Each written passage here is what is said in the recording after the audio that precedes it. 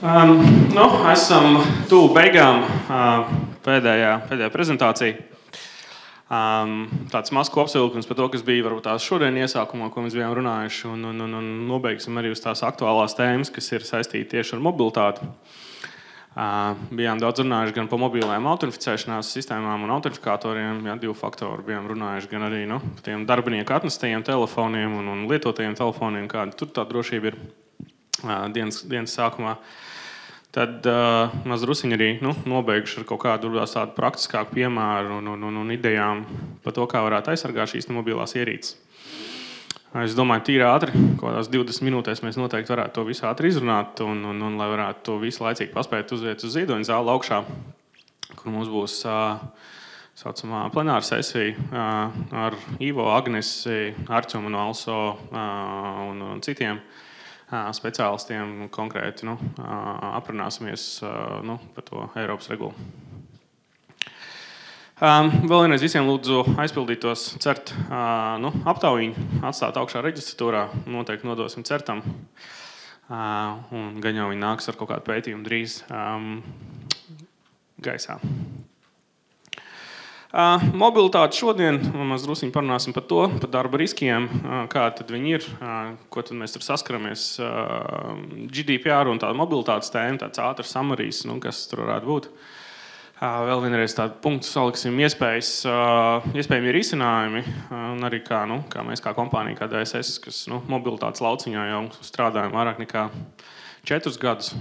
Bijām īstenībā jau kaut ko sākuši darīt pat Symbian laikos vēl, runājuši jau tad par lielajiem Nokijas iekārtām, telefoniem, komunikatoriem, kad īstenībā tur arī vajadzētu domāt par e-pasta drošību un tādām lietām. Tāpēc kaut kādu savu vīziju iemetīsim. Drošības riski darba vietā, viņi ir palikuši ļoti interesanti. Mazdrusiņi mainījušies teiksim, no tiem fiziskajiem saprotamiem riskiem un varbūt tās darbinieku kaut kādām nemākulīgām pieejām, pildot savus darba uzdevumus, palikuši jau stipri grūtāk nosakāmi. Vairāk tas ir pārnests jau, tā mūsu darba vide ir pārnests tieši uz to digitālo telpu, kur tos incidentus un nepareizās kustības no mūsu varbūt tās darbinieku puses ir ļoti sarežģīti noteikti. Ja mēs runājam par to digitālo vidi, bet šodien mēs arī daudz runājām, kas tad ir tam lietotājam, tam mūsu vājiem ķēdes posmam. Viens no tiem galvenajiem ieročiem, ar ko viņš varbūt tās tiek klāt pie tām sistēmām. To daudz bija stāstījuši arī mūsu banku sektora drošības speciālisti, kā Normunds un Jānis Graubiņš un citi. Īstenībā tā ir tā parole. Un cik droši ir tā parole, tik droši arī tas mūsu ķēdes vājais posms ļoti bieži. Un tās paroles nav tās pašas drošākās. Cilvēki izmanto dažādas vienkāršas risinājumus, lai palaistu savas sistēmas tālāk. Tajā pašā laikā inovācijas iekaro mūs. Mēs prasam no mūsu darbiniekiem stipri vairāk. Mēs prasam, lai viņi būtu pēc iespējas produktīvāki. Mēs viņiem piedāvājām strādāt no jebkuras vietas, vai tā būtu lidosta, vai tā būtu viesnīca, vienalga kā. Galvenais, lai mēs sasniedzam savus mērķus. Mēs darbiniekiem arī uzliekam tos mērķus arvien augstākus un augstākus, lai mūsu biznesa augtu, lai mēs iekarot jaunas tirgus. Un nevienmēr mūsu darbinieki zina, kā to labāk sasniegt. Un ļoti bieži arī gadās varētu izmantot kādas netik labas metodas, lai to sasniegtu. Piekļūt darba vietai un vispār darba vietas tāda saprašana ir fundamentāli mainījusies. Darba vietu mēs jau vairāk saprotam nevis mūsu office telpu, mūsu galdu, mūsu krēslu. Darba vietu mēs saprotam mūsu ierīci. Tā ir tā mūsu darba vieta. Jeb šis mūsu desktops, kurā mēs skatāmies. Līdz ar to aizejot arī no tiem desktopiem, mēs esam palikuši jau stipri mobilāki. Līdz ar to mums ir stipri vairāk ierīces, ar kurām mēs darbojamies. Viss šīs ierīces galvenokārt darba vajadzībām klauvējās pie mūsu infrastruktūras. Cenšas ienākt iekšā un cenšas savākt datus, lai ar viņiem varētu darboties, apstrādāt. Un veikt kaut kādas darba funkcijas. Līdz ar to mēs arī no paša rīta runājām. Šī fizisko personu datu informācija atrodas visur. Ļoti grūti noteikt to perimetru, ļoti grūti to perimetru arī noslēgt. Ļoti bieži, kad mēs runājam par tām mobilajām iekārtām, vēl joprojām, neskatoties uz ieguldījumiem gan no mūsu telekomunikāciju kompānijām, kas visu laiku aktualizē šo jautājumu, tie mūsu lietotāji vai, es gribēju teikt, tās mūsu uzņēmumi ļoti bieži aizvien saka to, ka mobilitāte mums nav problēma. Mēs neļaujam mobilajās ierīcēs neko izmantot, mēs viņus tur neslēdzam klāt. Vai arī mēs atļaujam tikai e-pastu, un tur nav nekas tāds traģisks, un tas e-pasts ir kontrolēts, mēs tur Outlookā vai Exchange'ā varam to visu nokontrolēt, īstenībā tāds nav. Un ja mēs skatāmies to, ko lietotāji dara, tad lietotāji neizmanto tikai e-pastu, viņi, korporatīvu e-pastu. Un ja mēs runājam arī par korporatīvām ierīcēm, tad lietotāji neizmanto tikai korporatīvās ierīces, tikai darba jautājumos, viņi izmanto to arī privātajā jautājumā. Un mobilajās ierīcēs mēs neliekam uzsvaru tikai uz e-pastu. Tas ir palicis stipri plašāks. Tie ir mūsu dažādie iekšējie portāli, grāmatvedības sistēmas, dokumentu vadības sistēmas, mūsu kaut kādas kontrolas aplikācijas, izstrādes aplikācijas. Arī Jānis stāstīja ļoti interesanti par to, kā mūzika tiek veidota. Tagad mūsdienās pilnīgi savādāk, kā mēs varējām to iedomāties, 5 gadus atpakaļ. Līdz ar to tā saruna nav tikai par e-pastu. Sarunai īstenībā nevajadzētu arī pat fokusēties vairāk uz aplikāciju. Sarunai vajadzētu fokusēties vairāk uz datiem. Uz tiem datiem, kas atrodas īstenībā šīs mobilās ierīces un kurus datus mēs padodam šai mobilai ierīcei un šīm konkrētajiem lietotājiem viņa nepieciešamībai apstrādāt viņus un tā tālāk. Arvien vairāk un vairāk īstenībā arī pat papētot publiski pieejamo IUB mājaslapā, kur mēs varam redzēt valsts organizāciju iepirkums.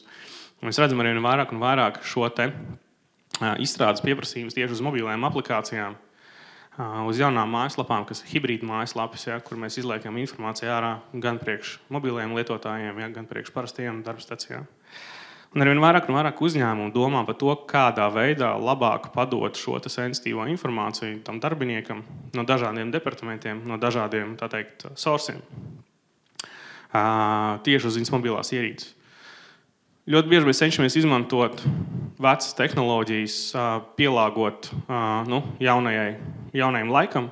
Tas bija tas līdzvērtīgs stāsts, kāds bija ar Mastercard un pirkstu lasīšanas piemēru. Aptuveni šeit ir tas pats. Mēs cenšamies mūsu kaut kādas vecās mājaslapas vai kaut kādas vecās dokumentu vadības sistēmas vēl kaut kā pielāgot un iebāzt kaut kādā veidā mobilajā telefonā, lai tie dati tur aiziet. Cik viņi labi, cik viņi droši aizies, vai viņi būs kontrolēti vai nē, par to mēs īpaši nedomājam. Mums biznesa lietotājs ir atnācis ar skaistu jaunu iPhone, paprasīs, lai man rītā tur viss būtu, un tad mēs arī rītā cenšamies viņam visu pieslēgt, un kā tas mūsu darbs. Arī nebūtu tā pareizā pieeja.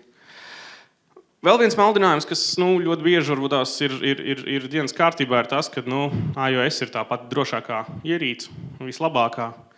Un tur nopērkot visam uzņēmumam Apple ierīces, mēs tagad varēsim sākt tur visu kontrolēt un viss būs baigi labi. Nebūs. Apple ierīce ir droša, viennozīmīgi, viņi ir drošāk nekā Android ierīce. Tas tā ir. Tur ir daudz faktoru, kāpēc tā ir. Bet tie ir izcinājumi, kas mums ir nepieciešami datu drošībai un datu pārvaldībai. Mēs arī runājam par Eiropas Savienības šo te regulu. Apple ierīce viena pati nevarēs to piedāvāt. Tam būs noteikti jebkurā gadījumā vajadzīgs kaut kāds pārvaldības risinājums, ar kuru palīdzību mēs varēsim šo ierīci ne tikai pārvaldīt, bet arī pārvaldīt konkrēti šos te datus. Androids arī nāk iekšā mūsu korporatīvajā tirgu. Google dara daudz, izlaižot specifiskas operētāju sistēmas kā Android for Work, kas ir domāts tieši biznesa lietotājiem ar konteinerizācijām un datu aizsardzības mehānismiem iekšā un stipri plašākām kontrolēm. Bet tāpatās ar to nepietiek, lai mēs runājam par GDPR regulu, kurā mums vajag arī šos datus ne tikai aizsargāt no ierīces nozušanas, pazaudēšanas, ko tam līdzīgi, bet attālināti dzēst. Attālināti saprast, kas tiek darīts ar šiem datiem, kas viņiem ir piekļuvis klāt un tādas lietas.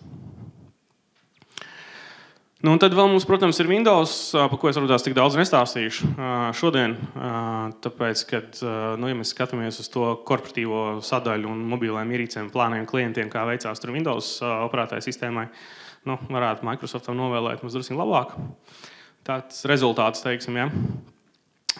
Bet uz doto brīdī, viņi nav ne tuvu viena no vadošajām operētāju sistēmām, teiksim, mobilitātes ziņā, lai gan cenšas viņi ļoti stipri.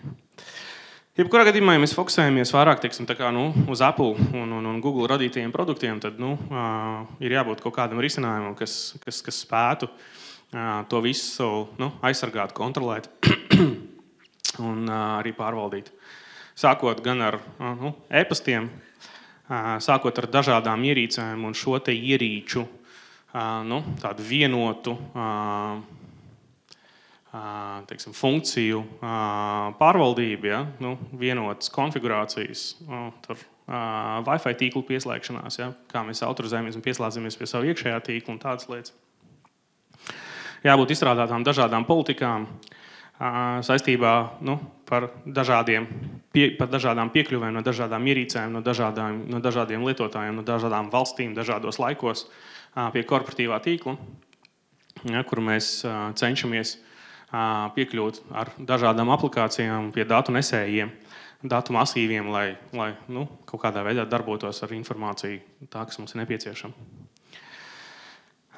Protams, tam visam pa virsu ir jābūt drošībai, lai mēs varētu ne tikai nošifrēt pašu šo te ierīci, kas īstenībā ļoti bieži ir iebūvēts iekšā pašas ierīces, tā kā operētāja sistēmā, bet arī tajā brīdī, kad tie dati tiek pārsūtīti no šīs ierīces uz mūsu korporatīvo tīklu, no ierīces uz kādu citu sadarbības partneri varbūt tās, ja, kurš neizmanto kaut kādus kontrolas mehānismus vai no ierīces uz ierīci vai vienalga kādā citā veidā. Protams, tam visam ir jābūt ļoti vienkārši pielietojumam un lietotājiem draudzīgam. Jo tiklīdz, ja šīs te visas funkcijas nebūs divu klikšķu attālumā, tad lietotājs viņas ļoti bieži neizmantos. Un lietotājs centīsies atrast dažādus citus risinājumus, ceļus, kā iegūt to, ko viņš vēlās, jeb šo te viņa darba informāciju, jeb viņa darba datus, un strādāt pēc tāda principa, kā viņš vēlās, kā viņš uzskata, kāds būtu pareizāk un ērtāk. Tas, ko mēs piedāvājam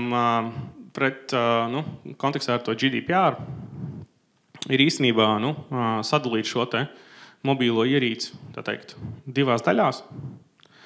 Tas, kas mums kā uzņēmumiem interesētu, tā korporatīvā daļa un piekļuvi pie mūsu korporatīviem resursiem, drošā veidā, kontrolētā veidā, auditējumā veidā, lai nepieciešamības gadījumā mēs varētu saprast, kas notiek uz šīm te mūsu ierīcēm, kas notiek ar šiem te datiem, kas viņiem ir piekļuvis, cik daudz viņi tur ir, vai viņiem tur ir jābūt vai nav jābūt, vai viņus vajag izzēst vai nevajag izzēst, nošifrēt, nenošifrēt, un incidentu gadījumā izmeklēt vienu vai otru incidentu.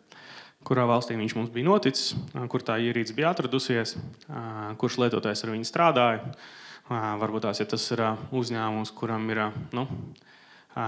saucamie door-to-door aģenti, jeb, kur mēs runājam par piegādes aģentiem vai teiksim, telemarketingu kaut kādiem aģentiem, ja, kas staigā door-to-door.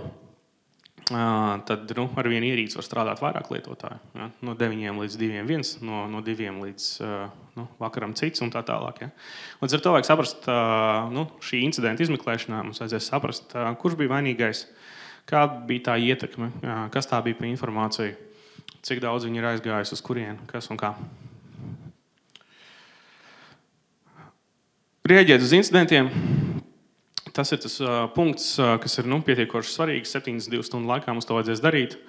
Līdz ar to, ja mēs runājam par kaut kādu šī Enterprise Mobility Management risinājumu, kas tirgu ir, tad viennozīmīgi vajadzētu pētīt arī, ar ko šie risinājumi saintegrējās tālāk kopā ar kādām analīzes sistēmām, cik daudz analīzes ir pašos šajos risinājumos iekšā, lai mūsu IT darbinieki pēc iespējas ātrāk varētu aptvert incidentu izmērus. Ja?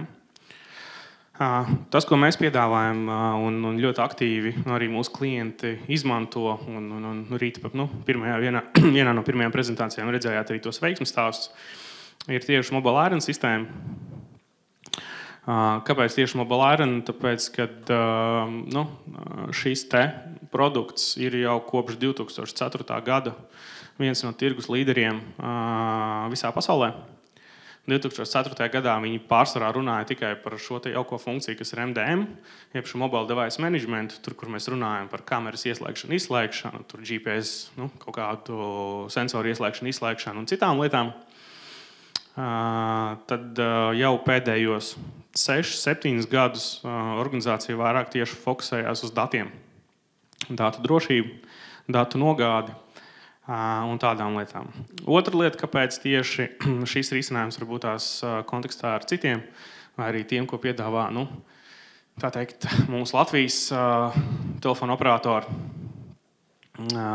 ir tas, ka risinājumam ir jābūt pietiekoši vienkārši integrējumam. Viņam ir jāsadarbojas ar visu to, kas mums jau pirms tam ir bijis. Ļoti bieži gadās tā, ka mēs runājam par tieši mobilitātes ieviešanu mūsu organizācijā.